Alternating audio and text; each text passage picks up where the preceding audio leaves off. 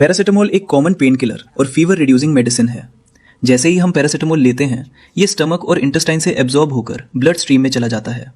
Blood के through paracetamol brain तक पहुंचता है, जहां ये पेन और फीवर कंट्रोल करने वाले केमिकल सिग्नल्स प्रोस्टाग्लैंडिन्स को ब्लॉक करता है।